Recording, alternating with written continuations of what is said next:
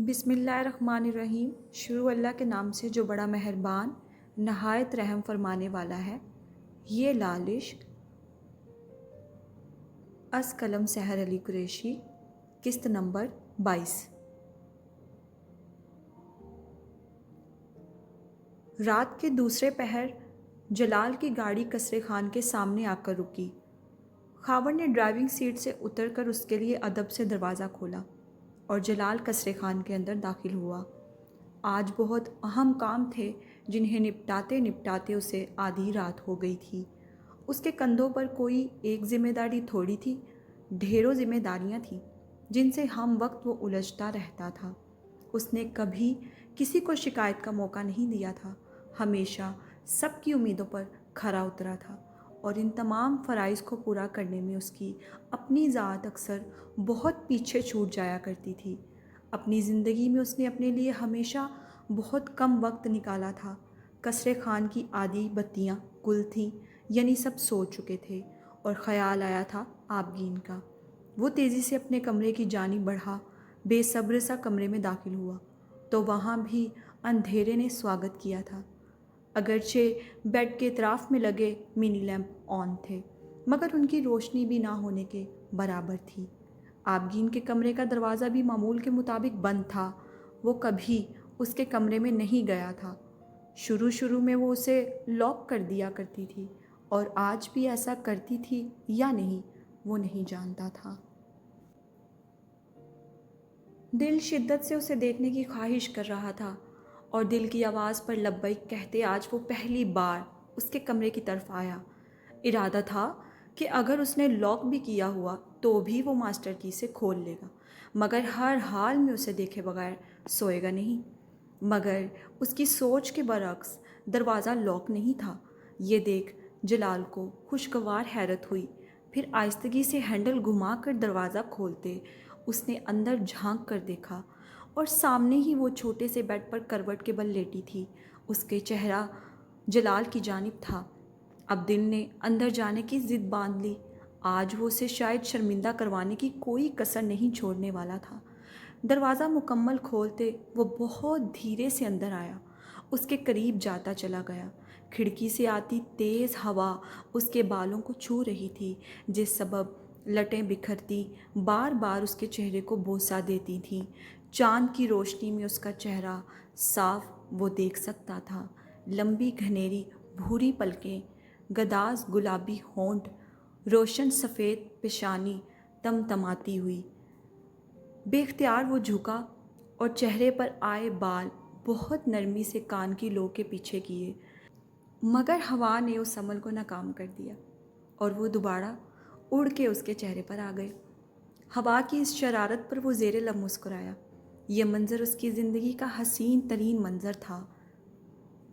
زماں آبگی نے پھر اپنی انگلیوں کی پشت سے اس کے مومل رخسار کو محبت سے سہلاتے وہ اسے پکار گیا، جیسے وہ ابھی اس کی پکار پر اٹھ کے بیٹھ جائے گی۔ اپنے اس بے خود عمل کا احساس اسے تب ہوا جب وہ واقعی اٹھ گئی تھی۔ اس کی پلکوں میں ہوتی جنبش اس بات کا ثبوت تھی کہ وہ اس کی پکار پر جاگ گئی ہے۔ دوسری جانب اپنے قریب یہ کستوری خوشبو اور چہرے پر موجود اس کا لمس اور کانوں میں رس گھولتی اس کی آواز۔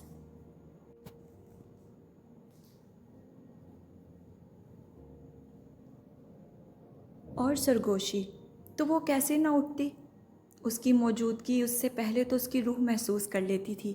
گہری نیند میں ڈوبی بوجھل آنکھیں کھولتے اس نے سامنے دیکھا، اور وہ وجیح چہرہ جو اس دنیا میں اسے سب سے زیادہ عزیز تھا اس کے سامنے تھا۔ اس اندھیرے میں بھی اس کی سنہری آنکھیں یوں چمک رہی تھیں جیسے سیاہ رات میں سنہرے چمکتے تارے۔ آبگین کی کھلی آنکھیں دیکھ جلال زندگی سے بھرپور مسکرایا تھا، اور اس بات پر بھی تذبذب کا شکار ہوا کہ کہیں وہ اس کے کمرے میں آنے پر برا نہ مان جائے۔ وہ جس طرح مسکراتی اسے دیکھ رہی تھی، اس سے صاف ظاہر تھا وہ آدھی نیند میں ہے۔ وہ آدھی نیند میں جلال کی موجودگی کو خواب سمجھ رہی تھی، کیونکہ اگر وہ ہوش میں ہوتی تو ایسا نہ کرتی۔ اس کے رخسار پر ہاتھ رکھے وہ اسے ہی محبت سے دیکھ رہا تھا۔ جلال، پھر یکدم وہ خوشی سے زیر لب کہتی تیزی سے اٹھ بیٹھی، مگر دوسری طرف اس کے چہرے کا وہ آدھا حصہ جو تکیے تلے دبا ہوا تھا اب جلال کے سامنے تھا، جس نے لمحے کے 1000ویں حصے میں اس کے لبوں سے اس خوشنما مسکراہٹ کو نوچ لیا تھا۔ اس نے فوراً اس کے چہرے کو ہاتھوں میں بھرا اور اس کی کن پٹی کے زخموں کو لب بھیج کر دیکھنے لگا۔ پھر سائیڈ لیمپ پر ہاتھ مارتے اس نے کمرے کی تمام روشنی جلا دی۔ یہ محسوس کرتے آبگین کی نیند تیزی سے اڑن چھو ہوئی تھی، کیونکہ وہ چہرہ جو چند پل پہلے اندھیرے میں مسکرا رہا تھا، وہی چہرہ اب روشنی میں جلال سے بھرا ہوا تھا۔ اسے اس طرح غصے میں دیکھ وہ گھبرا گئی، یعنی وہ کوئی خواب نہیں تھا، حقیقت میں اس کے سامنے موجود تھا۔ اپنی حالت کا احساس ہوا تو وہ فوراً مڑتی تکیے کے پاس پڑا دوپٹہ اٹھا کر سینے پر پھیلا گئی۔ آپ، یہ چوٹ کیسے لگی آپ کو؟ آپ نے مجھے فون کیوں نہیں کیا؟ کیسے ہوا یہ سب؟ کس نے کیا؟ وہ فکر مند سا پے در پہ سوال کرنے لگا کہ وہ سٹ پٹا کر رہ گئی۔ کچھ نہیں، وہ میں گر گئی تھی۔ کیسے؟ کیا کر رہی تھی آپ؟ کیسے گر سکتی ہیں؟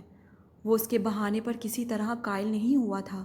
دل کہہ رہا تھا کہ کاش جیسا وہ سوچ رہا ہے ویسا نہ ہو، کیونکہ اگر ایسا تھا تو شاید وہ صبر نہ کر پاتا اور ضرور کچھ غلط کر بیٹھتا۔ وہ یقیناً جھوٹ بول رہی تھی، جو وہ خوب بھانپ بھی رہا تھا۔ آبگین، سچ بتائیں، کیسے لگی یہ چوٹ؟ تیسری بار اس نے ذرا سنجیدگی سے پوچھا، جبکہ جواباً وہ خاموش سی انگلیاں چٹکانے لگی۔ آبگینے، اس کے ہاتھوں کو ایک دوسرے سے آزاد کرواتے وہ تنبیہاً اسے پکار گیا۔ میں گر گئی تھی۔ پھر وہی بہانہ۔ ٹھیک ہے، میں خود ہی پتہ کر لیتا ہوں، اشتعال سے کہتے وہ مڑنے لگا، جب پہلی بار وہ اس کا بازو تھامے اسے روک گئی۔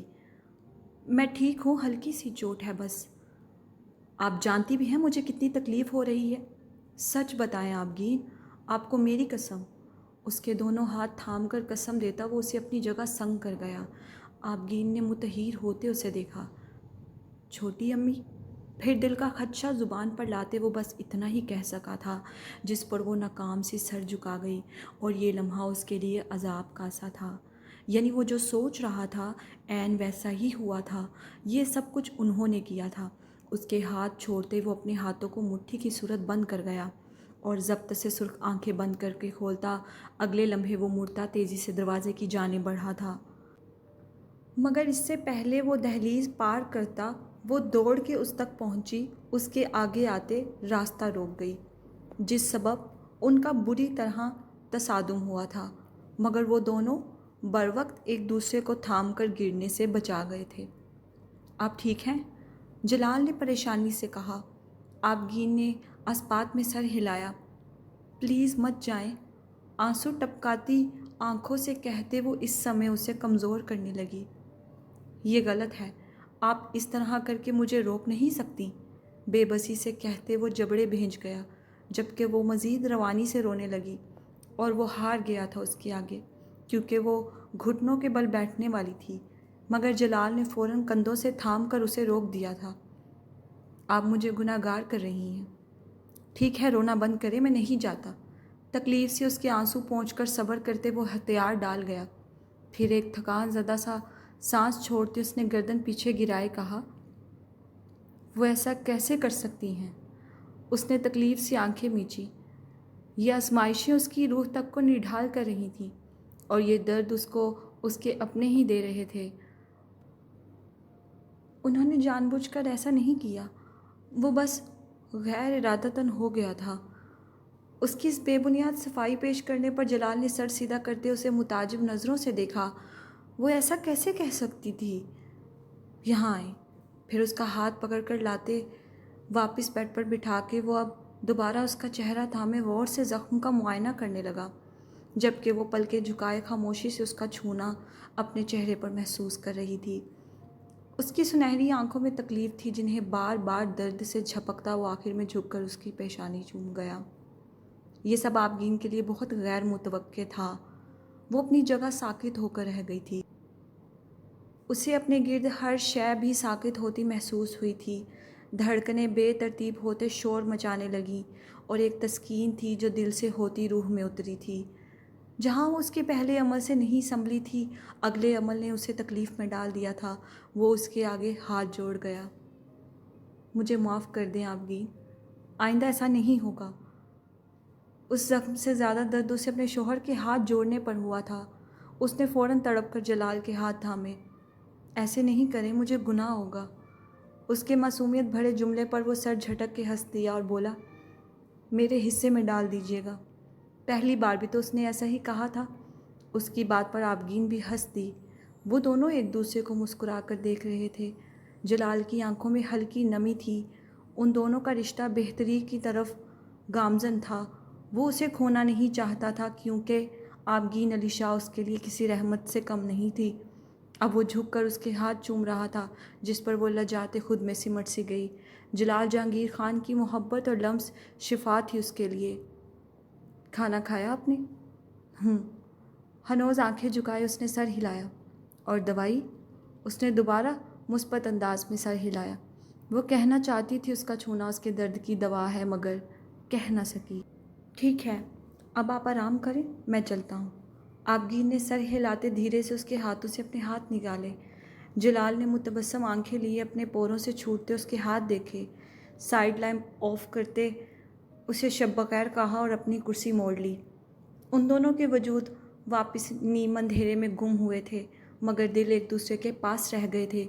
اس کی سرمئی آنکھوں نے اداسی سے دہلیز پار کرتے اس کی پشت کو دیکھا تھا۔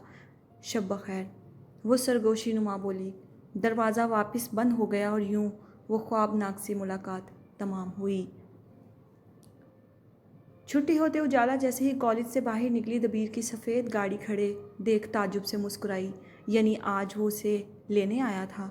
یہ اسے کچھ دنوں سے کیا ہو گیا تھا؟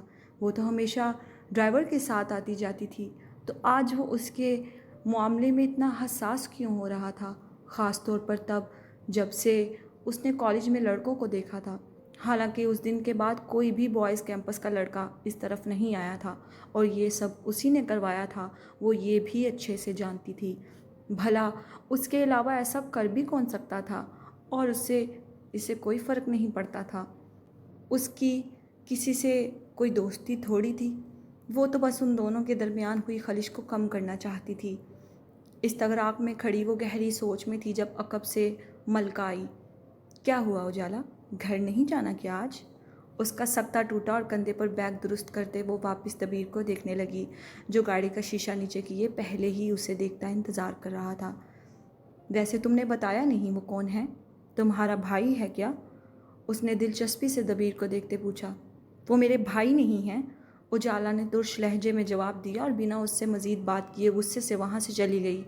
گاڑی کے قریب آتے وہ جیسے ہی دروازہ کھول کر بیٹھی، دبیر جو پہلے ہی اس پر بھرا بیٹھا تھا تند لہجے میں بولا، فون کہاں ہے تمہارا؟ اس دن کے بعد اس نے آج اس سے بات کی تھی۔ جہاں اسے خوشی ہوئی تھی وہیں اس کا وہی کڑوا لہجہ دیکھ دل پر اوس پڑ گئی۔ اس نے منہ بگاڑ کے دبیر کو دیکھا اور زیر لب دانت پیس کر بولی، ہلاکو خان۔ یہ سرگوشی اس سے مخفی نہیں رہی تھی، مگر وہ نظر انداز کرتا ہنوز سنجیدہ رہا۔ سب سے پہلے اس نے کھڑکی کا شیشہ بند کیا تھا جہاں وہ دو لڑکیاں اسے گھور رہی تھیں۔ میں نے پوچھا فون کہاں ہے تمہارا؟ اجالا نے فوراً بیگ سے فون نکال کر اس کے حوالے کیا۔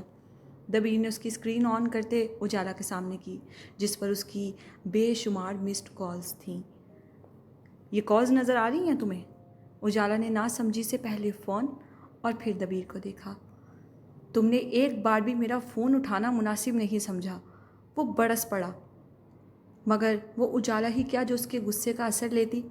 اسے عادت ہو چکی تھی اس کے اس برتاؤ کی، لہٰذا کان میں انگلی مار کر اسے دیکھتی بولی، مجھے بھوک لگی ہے، مجھے گھر جانا ہے۔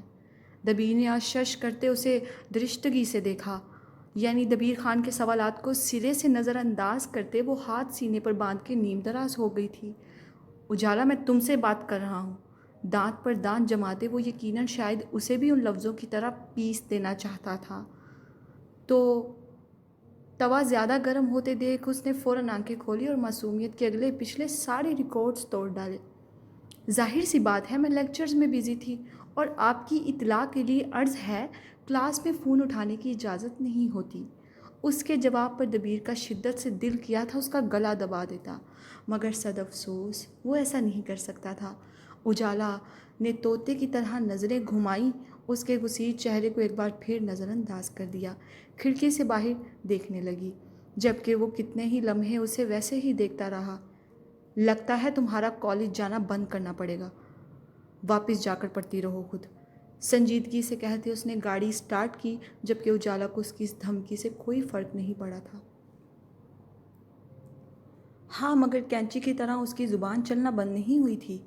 تو کر دے بند، مت کریں احسان مجھ پہ، دماغ خراب، الٹے ہاتھ کا تھپڑ پڑے گا تو ساری بدتمیزی نکل جائے گی۔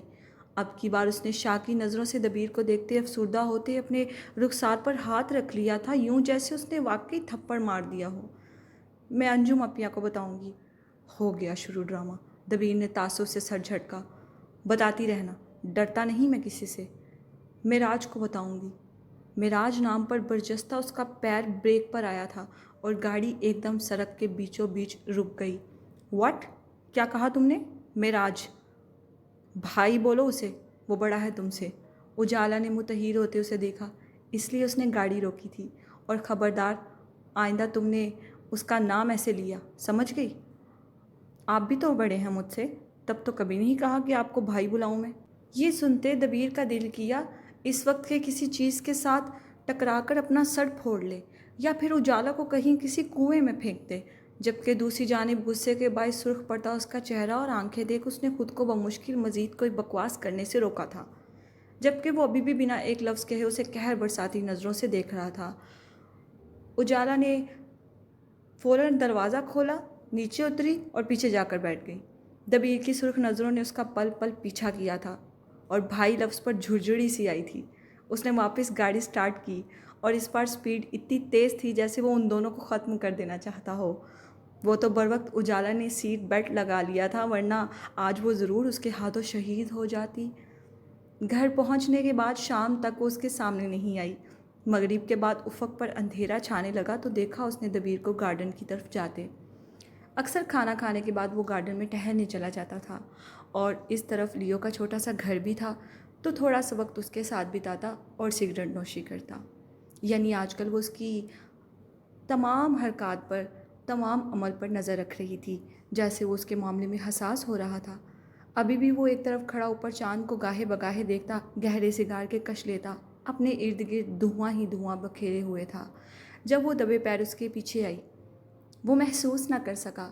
اجالا نے خفگی سے اس کی پشت دیکھی، یعنی وہ اتنا خیال کی دنیا میں مگن تھا کہ اسے اس کے پیچھے ہونے کا احساس بھی نہیں ہوا۔ قدم قدم چلتی وہ بالکل اس کے قریب آ کھڑی ہوئی، پھر دھوئیں کو ہوا سے ہلا کر سائڈ کرتے اس نے اسے ڈرانے کی کوشش کی۔ سانپ! اس کے ایسے اچانک چلانے پر دبیر خوف زدہ تو نہیں ہوا، البتہ اس کی چیخ پر گھبرا کر فکر مندی سے ضرور پلٹا تھا، اور سامنے ہی وہ بکھرے بھال لیے دوپٹہ شانوں پر پھیلائے اسے چہک کر ہنستے ہوئے دیکھ رہی تھی۔ ذرا ان کی شوخی تو دیکھیے، لیے زلفے غم شدہ ہاتھ میں، میرے پیچھے آئے دبے دبے، مجھے سانپ کہہ کے ڈرا دیا۔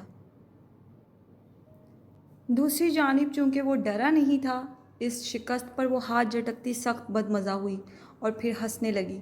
دبیر نے فوراً ہاتھ میں پکڑا جلا سگار ہتھیلی میں مسل کر بجھایا۔ اجالا نے بے یقینی سے اس کے اس عمل کو دیکھا، پھر ہلکا سا کھانستے وہ اس سے 2 قدم پیچھے ہوا۔ تم یہاں؟ آپ ڈرے نہیں؟ اس نے منہ بنا کر گلا کیا۔ تمہیں میں ایسا لگتا ہوں؟ ڈرپوک! جیبوں میں ہاتھ ڈالتے اس نے استفہامیہ کہا۔ نہیں، جانتی ہوں خلاقو خان ہیں آپ، بھلا کیوں ڈریں گے کسی سے؟ اس کے گال پھلا کر کہنے پر وہ نچلا لب دبائے ہنسنے لگا۔ میں نے کتنی بار کہا ہے تم سے، شام کے وقت یوں بال مت کھولا کرو، جنات چمٹ جائیں گے۔ اس کے آخری جملے پر وہ لبوں پر ہاتھ رکھتے کھلکھلا کر ہنسنے لگی۔ میں سچ کہہ رہا ہوں۔ ہوا کے دوش سے لہراتے اس کے بال دیکھتے وہ نظریں پھیر گیا۔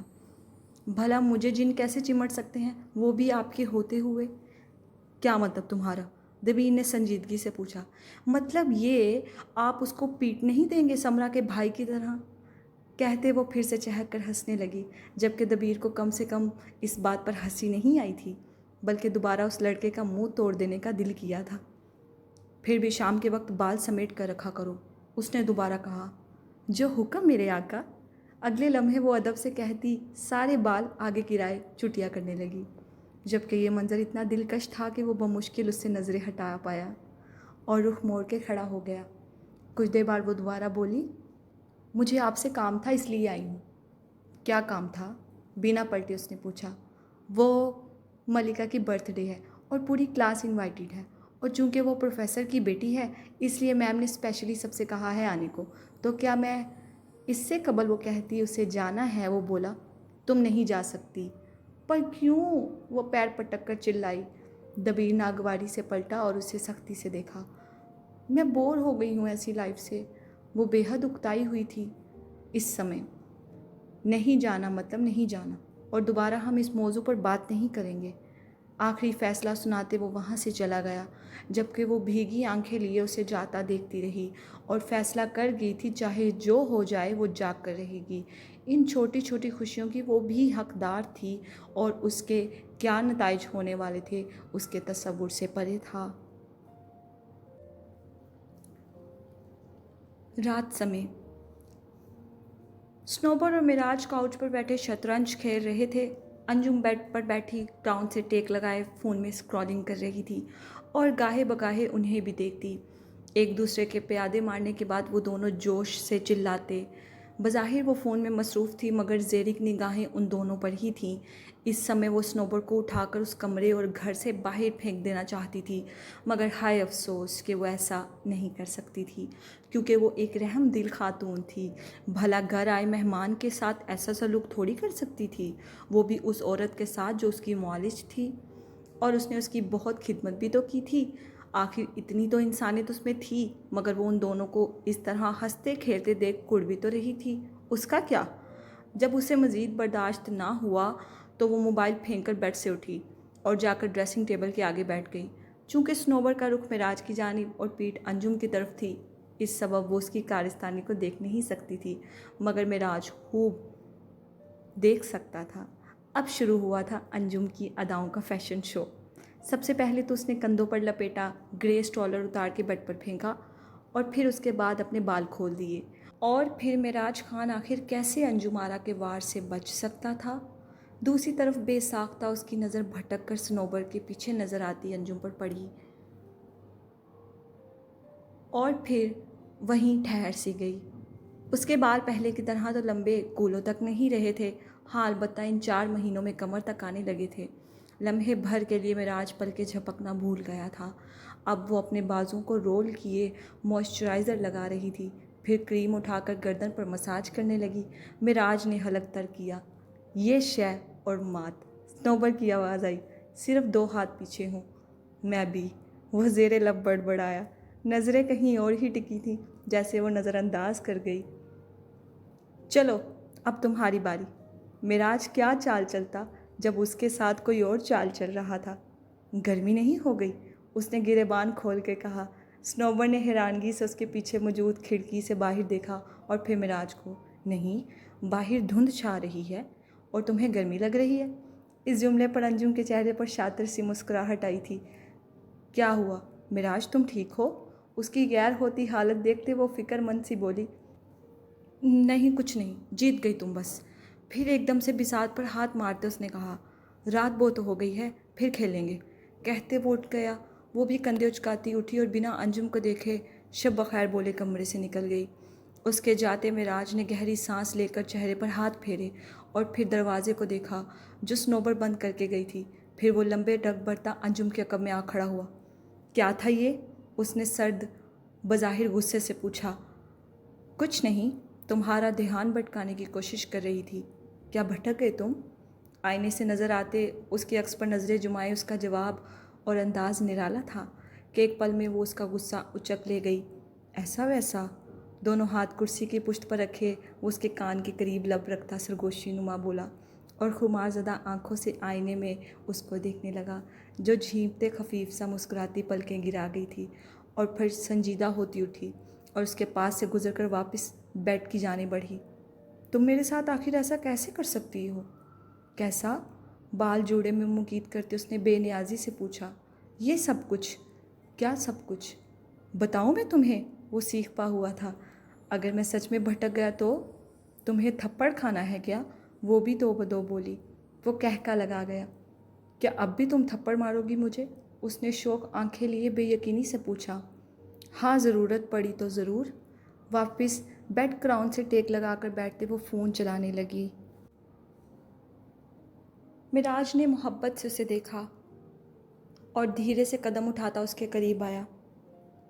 پھر ایک گھٹنا بیڈ پر اس کے قریب رکھتے وہ جھکا اور اس کے ہاتھ سے فون چھین گیا۔ انجم نے ناگواری سے نظریں اٹھائیں اور پھر اسے اپنے اتنا قریب پا کر سانسیں لمحے بھر کے لیے تھم سی گئیں۔ دل ایک الگ لہر میں دھڑکنے لگا۔ آپ کے لیے جان حاضر، گال حاضر، اور میں بھی، زمامینا۔ ایک سرگوشی محبت بھری اور وہ مبہوت سا جھکتے ایک شدت آمیز لمس اس کی گردن پر چھوڑ گیا تھا، جبکہ وہ خاموشی سے سرخ عارض لیے اس کے انداز محبت کو محسوس کرتی رہی۔ جاری ہے۔